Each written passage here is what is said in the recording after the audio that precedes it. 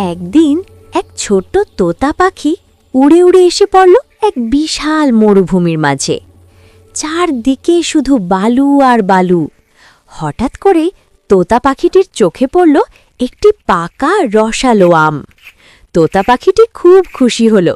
সে আনন্দের সাথে আমটি খেল। আম খাওয়া শেষ হলে তোতা পাখিটি আমের বিচিটি ফেলে না দিয়ে মরুভূমির বালুর ভেতরে সযত্নে রোপণ করে দিল। দিন গেল, রাত গেল।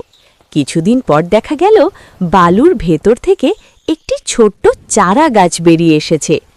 আস্তে আস্তে সেই চারা গাছটি বড় হতে লাগল। আরও কিছুদিন পর আম গাছে ফুটল সুন্দর সুন্দর ফুল।